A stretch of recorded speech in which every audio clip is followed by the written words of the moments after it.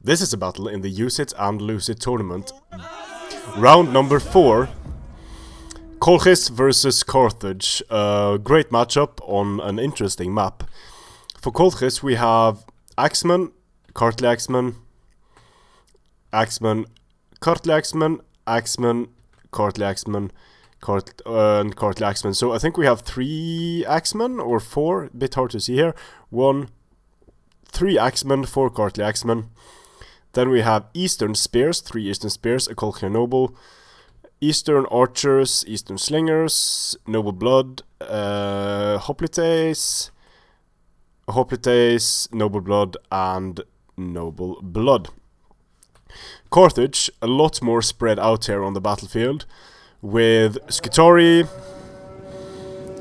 late Carthaginian Hoplites, late Carthaginian Hoplites, Libyan Infantry, Libyan Infantry, Libyan Infantry, Libyan Infantry, Mercenary Scitori, late Libyan Hoplites, General's Bodyguard, Mercenary Noble Fighters, Mercenary Scitori.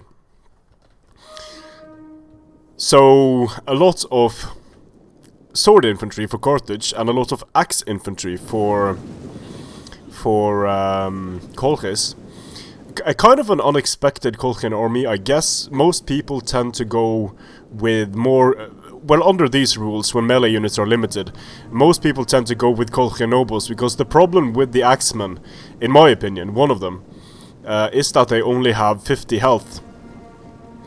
So the Cartley axemen also come at a mid-tier price, but they only have 55 health. Whereas the Colchian nobles are rocking about at 65 health. They are of course much more expensive. Being very aggressive here is Colchis, and almost in a blob centrally here.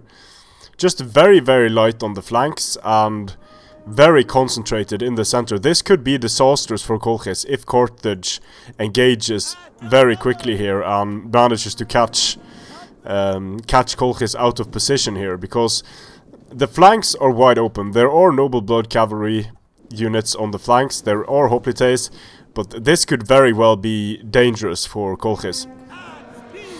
So, late Libyan Hoplites charging in. However, there is a slight terrain advantage here to be had for Colchis. So, the late Libyan Hoplites charging into the Axemen. Late Libyan Hoplites are, of course, going to get slaughtered by the Axemen. But it's all about the follow-up, so the Cartley Axemen looks like they will get the charge on the Mercenary Scitori, and that is bad for the Mercenary Scitori. They get the charge on both of these units actually, so this unit of Cartley Axemen should do an amazing job here in this melee. Yeah, they're doing a really good job here. The Eastern Slingers getting charged, I guess that was, yeah, from the cavalry. The late Carthaginian cavalry gets into the Axemen, so Carthage getting the better engagements here. Too bad the follow-up is with only a shitty late Carthaginian Hoplite. The late Carthaginian Hoplites come in here, and they haven't used phalanx yet. They are getting a few kills. The late Libyans just die. The Mercenary Scitori losing decisively against the Cartley, and the Cartley were used very well there. Late Libyans being used to hold the Hoplites. That is a fight that should go on for quite some time. This Mercenary Scitori is attacking the Hoplites. I think that's a mistake. They should have gone into the center here.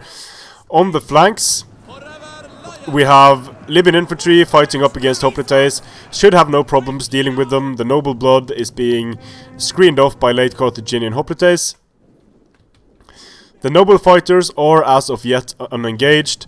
The Carthaginian Mercenary Scitori cavalry gets downhill charged by Noble Blood.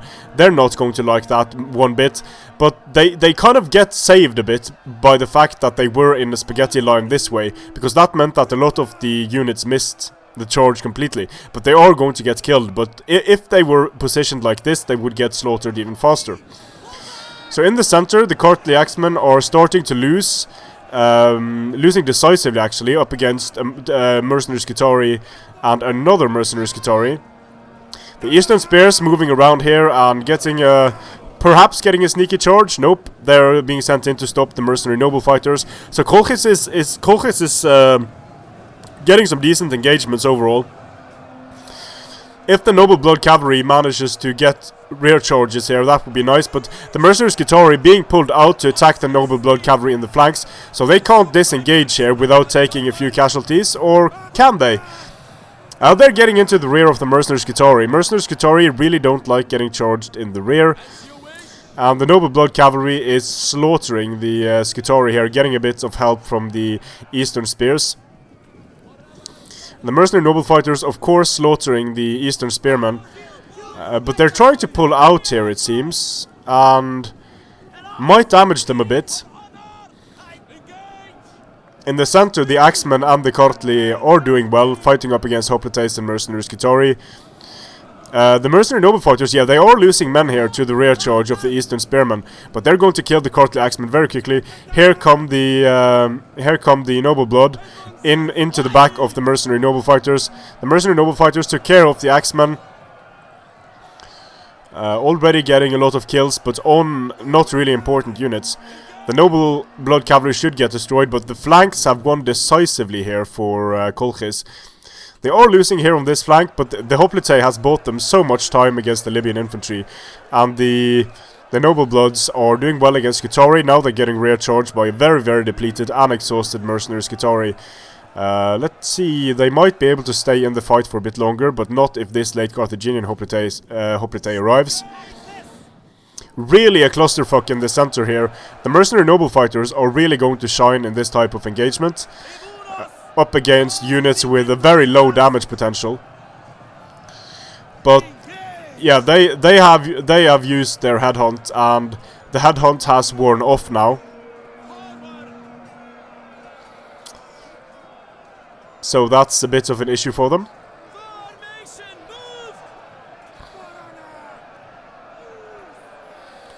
But in the center, Carthage is doing better than they are on the flanks. There is, of course, they actually managed to win the flanks over here. Now, that's one of the problems you get with the Colchian main line of Axe Warriors, is that you just lack hit points. You lack the ability to grind it out, and grinding it out is exactly what Axe units should be able to do. Exactly what they should be able to do. So the Mercenary Skitarii getting rear charged here by the Noble Bloods. The Libyan infantry doing very well in the center here against the Hoplites. The Colchian nobles are surrounded. They are holding, though, against multiple units, doing a really good job.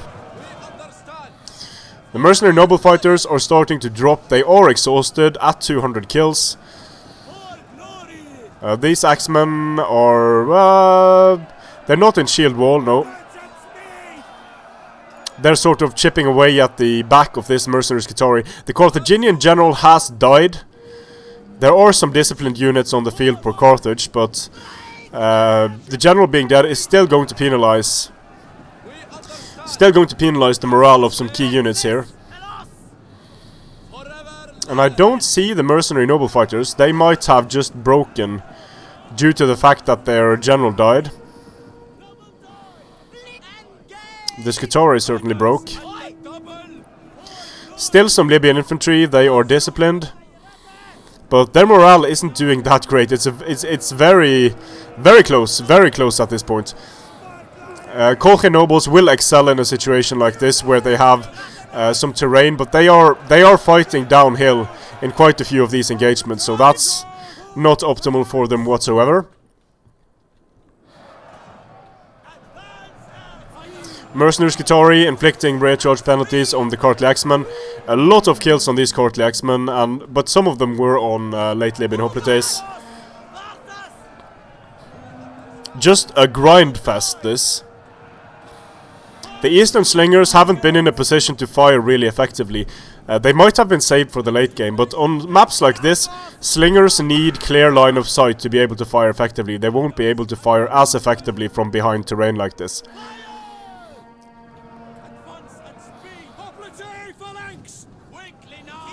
Hoplites, nice kills on the Hoplites actually. Libyan infantry, nice kills. Colchian nobles still holding out.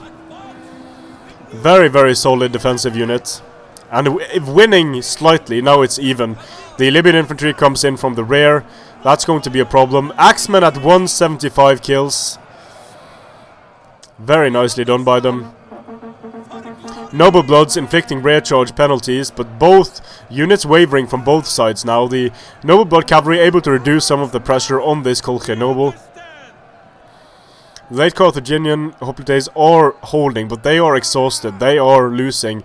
They are attacked in the rear. So, yeah, they broke. Not a whole lot of Carthage left on the battlefield now.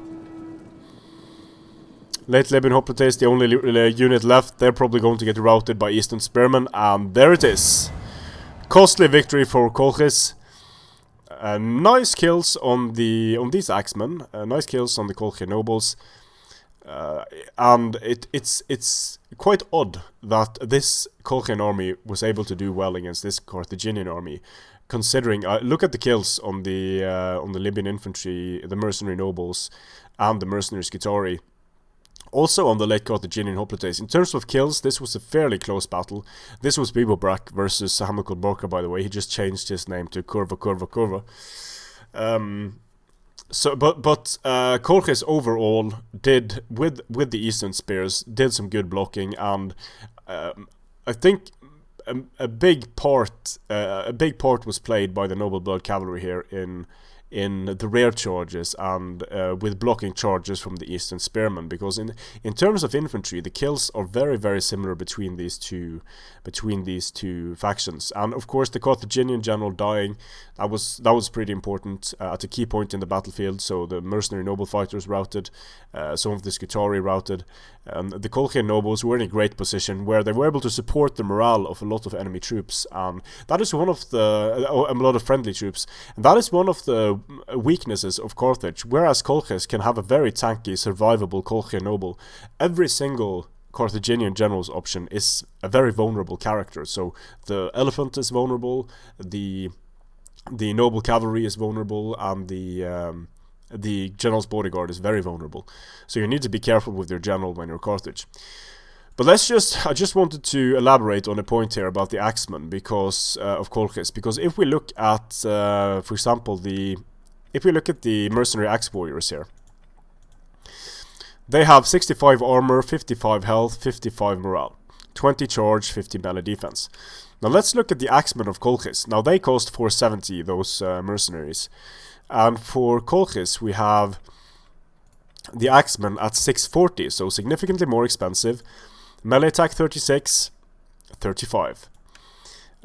22 charge, 20 charge. 49 melee defense, 50 melee defense. 75 armor, 60 armor. 50 health, 50 morale, and 55 health and 55 morale. So the mercenary axe warriors don't have shield wall, the axemen don't have shield wall, they do have resistance to heat, and they are disciplined. So it's hard for me to see a use for these axemen. They are very expensive. Of course, under these rules, you have to bring something, because you can only bring 4 Cartly axemen and Colchian nobles, but I think that those axemen are kind of mispriced, since Colchis is the only faction that specializes in axe units. It would be nice to see the axemen being sort of a logical medium between the hillmen and the Cartly axemen, because currently they are too close to the Cartly axemen in price, and I think an increase in health for these units and also an increase in morale would be very nice, because 55 morale, that's the same morale that you get from these mercenary axe warriors, so not impressive. But anyway, really good game, really close and quite intense. So let's see what happens in the second game between these two players. Strength and honor.